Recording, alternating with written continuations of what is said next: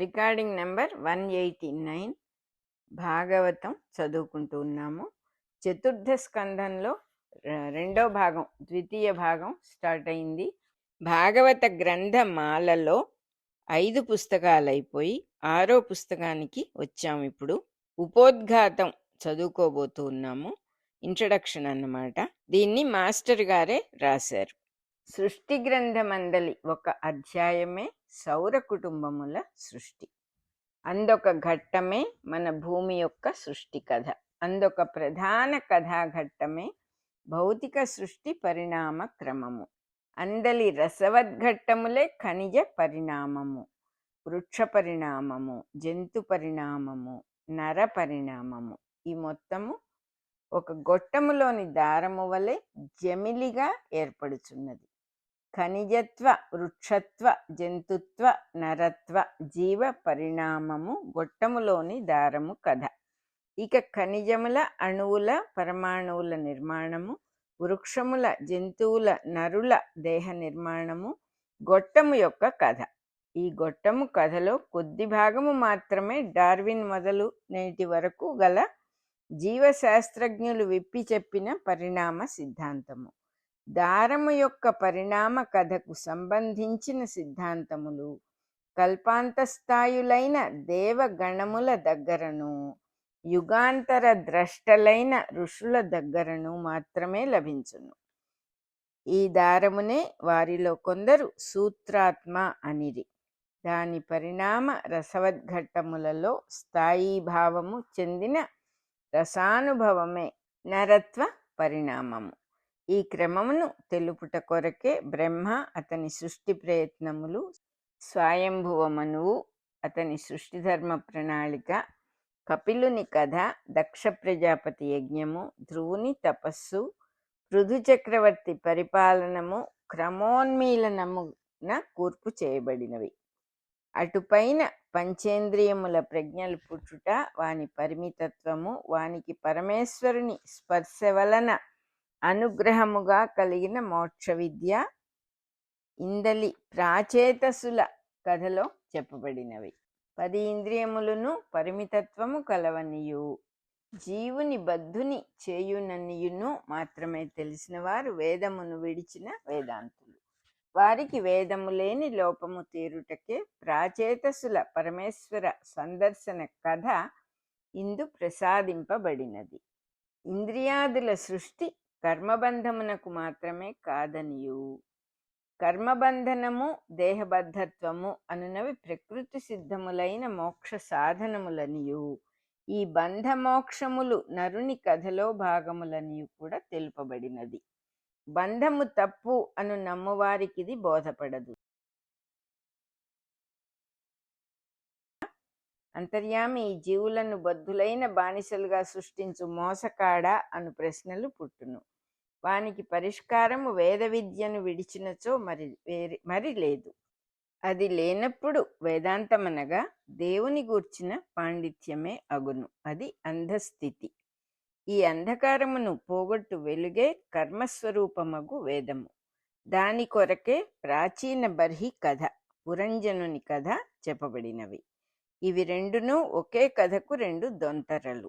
వేదము అను కర్మ విద్యను అభ్యసించు వారికి వేదాంతము అను వెలుగు చూపు గురువే నారదుడు. అతడు కూడా వేదము విడిచిన వారికి చూపలేడు. ధ్రువుని దగ్గరకో ప్రాచీన బర్హి దగ్గరకో వచ్చి గురువు దర్శనము ప్రసాదించగలడు గాని అంగీకరింపని వాని దగ్గరకు రాలేడు కదా. ఎంతటి సూర్యుడైనను కన్నములలో నక్కిన తేళ్లకు వెలుగు ప్రసాదింపలేడు. కానీ అతడే ఆ తేలులోని ఆత్మగా కర్మ ప్రేరణ పుట్టించును. దానితో తేలు కూడా ఆహారార్థము కన్నము విడిచివచ్చుట, రక్షణార్థము కొండె విసరుచుండుట చేయును. ఇదియే స్వభావ కర్మము అనబడును. దానితో చెప్పు క్రింద నలుగుట మున్నగు ఫలితములు సిద్ధించును. ఇట్లే జీవి తన జన్మకు స్వభావమైన కర్మము ఆచరించుచు అనుగుణ ఫలము పొందుచు అందలి బాధ నుండి, భయము నుండి తప్పించుకొనుటకు అనువైన పురోగమనము నేర్చును. ఈ నేర్చుటలో అనుకూలతననుసరించిన దేహ పరిణామమును వెదకి కొనును. జీవుని ఈ ప్రవర్తనమే పురంజనుని కథ. అతడనేక దేహములు ధరించుచు మంచి దేహమునకై వెదకుచూ తిరుగుచున్నాడు. తిరిగి తిరిగి నరదేహమును పరిణమింప చేసి కొనెను. సృష్టియందు ప్రకృతియే పరిణామము కలిగించుచున్నదన్నను, జీవియే కలిగించుకొనుచున్నాడన్నను అర్థం ఒకటియే.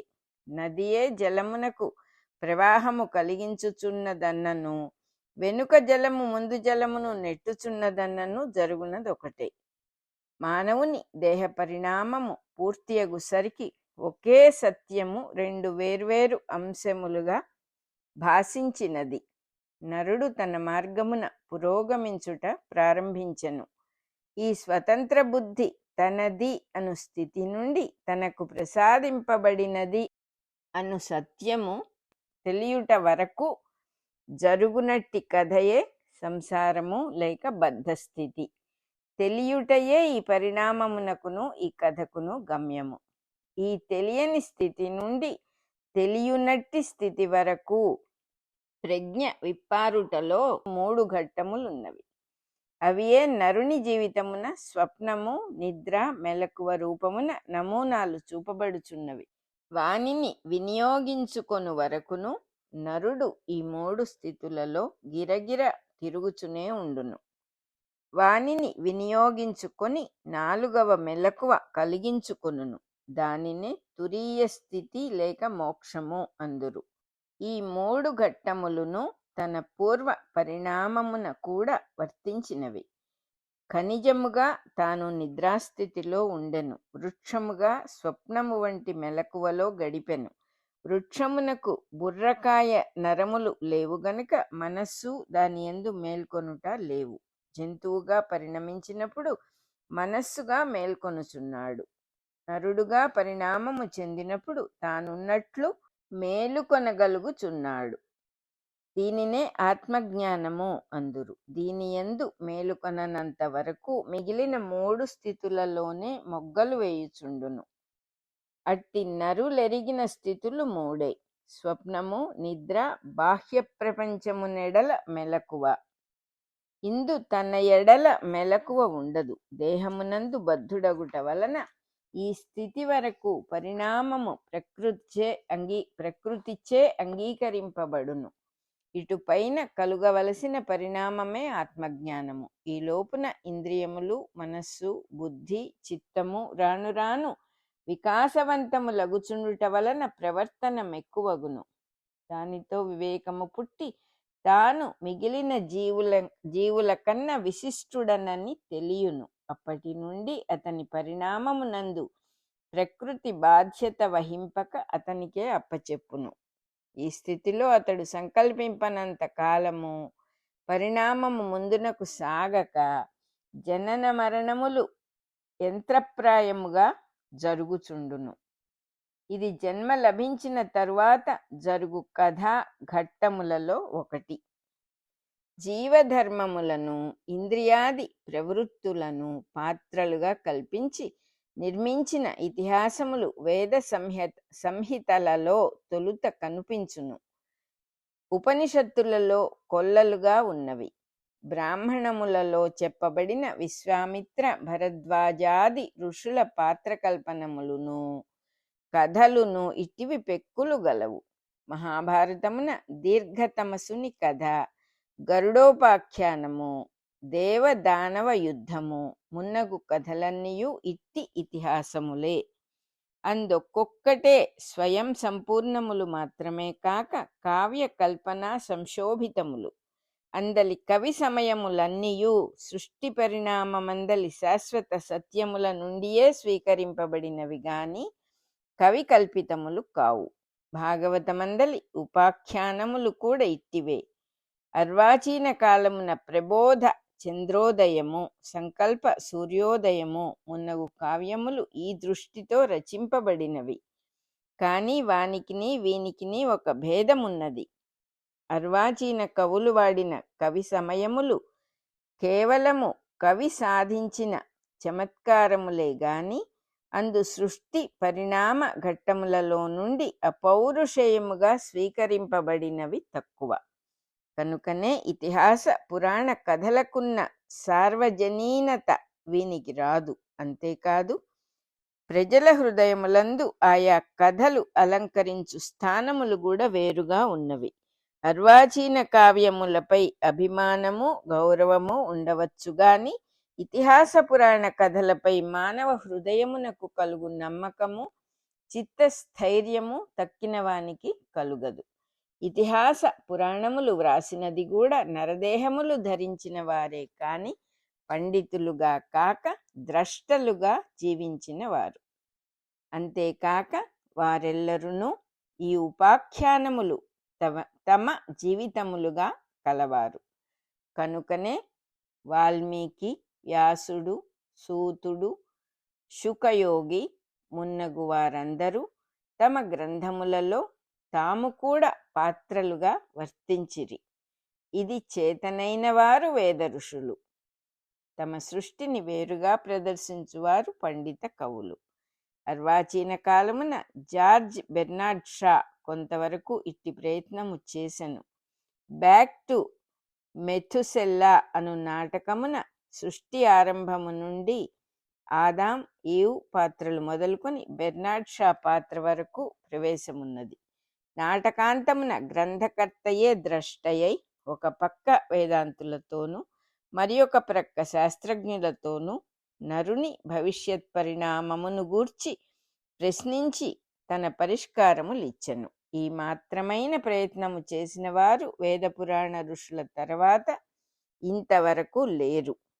భూగోళము పరిభ్రమించుచుండగా ప్రాంతీయములైన సూర్యోదయాస్తమయములను ఒక్కొక్క జీవికే యజ్ఞశాలలుగా ఏర్పరచిన సూర్యుడు ప్రాచీన బర్హి అను రాజుగా చిత్రింపబడుట ఆశ్చర్యకరమైన కావ్యకల్పనమే కాక వేదార్థ ప్రతిపాదమున కూడా అపూర్వమైన విషయము. ఇక జీవుల జీవిత విధానములను వేదోక్త కర్మలుగా వ్యాఖ్యానించుట అత్యద్భుత విషయము. ప్రపంచ వాంగ్మయమునందు ఎచ్చటను ఇట్టి కావ్యకల్పనము కనుపింపదు. సృష్టియందు ఇమిడి ఉన్న ప్రకృతి ధర్మముల సమాహారమే వేదమట. అది అపౌరుషేయ గ్రంథమట. అందలి కర్మలే వేదోక్త కర్మలట. వానినాచరించు సృష్టి ధర్మములను పరిపాలించు ధర్మాత్ములు దేవతలును పితృదేవతలును.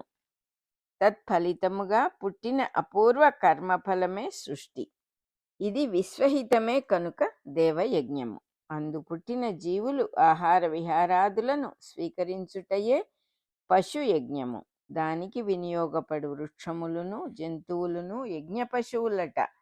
అభిరుచుల కొరకు వానిని చంపి తిన్నవాడు హింసాకాండ చేయుచున్నాడు. తత్ఫలితముగా దేవతలు పితృదేవతలు సాటి జీవులు పొందిన కోపమునకు గురి అగుదురట.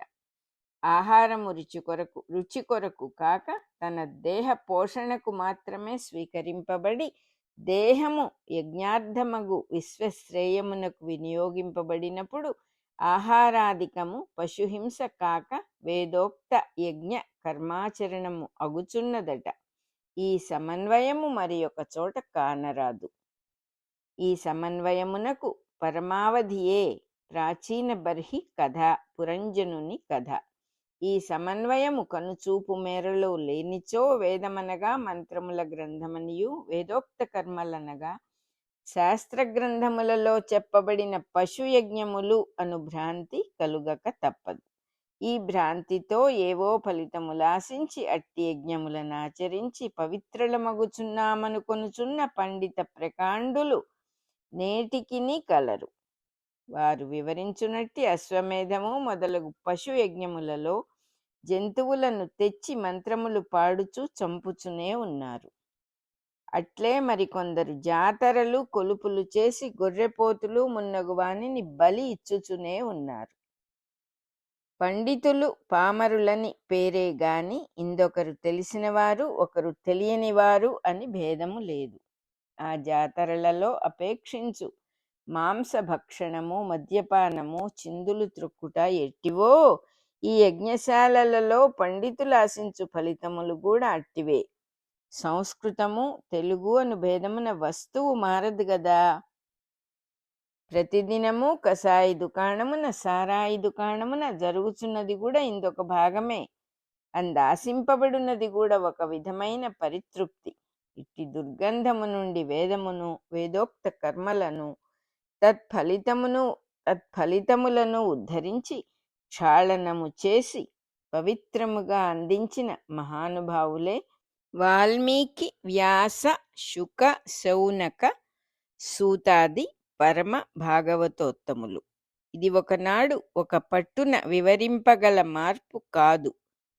ఎప్పటికప్పుడు జంతువులలో నుండి క్రొత్త మానవులు పుట్టుచునే ఉందురు. వారి పశు ప్రవృత్తి, కామక్రోధములు, యుద్ధాదులు వర్తించుచునే ఉండును. ఆ స్థితులు దాటి ఉత్తమ నర పరిణామము చెందిన జిజ్ఞాసువులు, ముముక్షువులు నిజమైన వేదమును, కర్మజ్ఞానములను తెలుసుకొన కోరుచుందురు.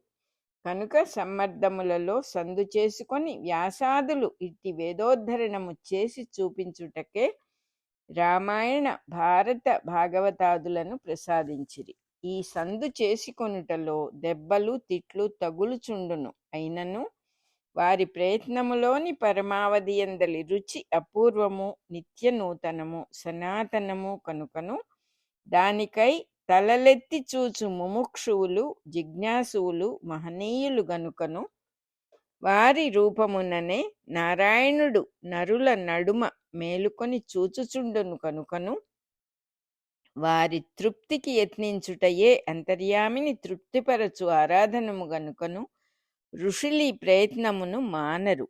ఇది ఇట్లు సాగుచునే ఉండును. ఇందలి వేదము కర్మ, కర్మబంధము, సంసారము, జ్ఞానము అను పదముల సమన్వయము ఆదరింపదగినది. ఈ సమన్వయమును నిరాదరించిన వారే కర్మజ్ఞానములకు తమ ఇష్టప్రకారము అర్థములు చెప్పిరి. కర్మలు తక్కువ జాతివనియు జ్ఞానం ఎక్కువ జాతిదనియు భ్రమపడిరి.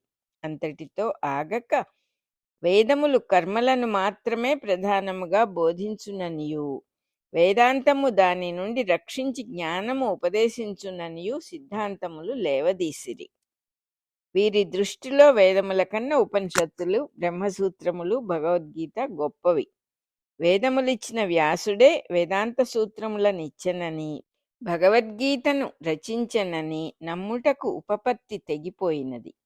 దానితో ఈ గ్రంథములు వేరువేరు కాలములలో వేరువేరు గ్రంథకర్తలు రచించిరని నమ్మవలసిన దుర్గతి పుట్టినది. ఈ సంప్రదాయమున పుట్టి పెరిగిన వారే ఇట్లు పంపకములు చేసుకొని వేరుపడగా ఇక దూరము నుండి కొత్తగా నేర్చుకొనిన తెల్లజాతి వారు పొరపడిరన్నచో తప్పేమి? తామెరుగని దేశములలో మానవజాతులు ఇంకను ఆటవికులుగానే ఉన్నారు అన్న పొగరుతో మిగిలిన జాతులను, వాంగ్మయములను గ్రహింపదలచిన కొందరు పాశ్చాత్యులు తమ అభిప్రాయములు తామే ఏర్పరచుకొనిరి. తమ రాజకీయ తంత్రమునకు అనుగుణముగా సిద్ధాంతములను మలచుకొనిరి. అట్టి వారిలో మ్యాక్స్ ముల్లర్ తొలి కోడి అయి కూతపెట్టెను. శిష్యవర్గమును కూడదీసుకొని తానొక మతము స్థాపించెను. దాని ప్రకారము వేదములు భారత భూమిపై దండెత్తిన విదేశీయుల ప్రార్థనలు. అందు బ్రాహ్మణులను వారు మిగిలిన వారిని భయపెట్టుటకై కర్మకాండను తయారు చేసిరి. వేదమంత్రముల నిండా కర్మ వివరములున్నవి గాని జ్ఞానము లేదు. కొంతకాలమునకు క్షత్రియాదులు, జనకుడు మున్నగు వారి నాయకత్వమున జ్ఞాన విప్లవమును లేవదీసిరి. తత్ఫలితమే ఉపనిషద్వాంగ్మయము. ఇట్టి అంధప్రాయమైన మతము బయలుదేరి భారతీయ విద్యార్థులను తయారు చేసినది. ఈ దృష్టితోనే ఈ కొద్దిమందియు పండితులని పరస్పరము పిలుచుకొనుచు వేదాది గ్రంథములను గూర్చి పుస్తకములు వ్రాసి ప్రజల మీదికి విసరుచున్నారు. అయినను అవి ప్రజలకు తగులకపోవుచుండుటకు భారత భాగవతాది గ్రంథములే కారణము. నిజమైన వేదోక్త కర్మల స్వరూపము, కర్మజ్ఞానముల సమన్వయము ప్రాచీన బర్హి కథలోను, పురంజనుని కథలోను గలవు. వీనిని ప్రశాంత మనస్సుతో అధ్యయనము చేసి సహృదయులు హృదయములతో స్వీకరింతురుగాక. ఇట్లు ఎక్కిరాల కృష్ణమాచార్య, శ్రీకాకుళం, 21/4/1982. రికార్డింగ్ నెంబర్ 189 అయిపోయింది. అలాగే ఇంట్రడక్షన్ కూడా అయిపోయింది.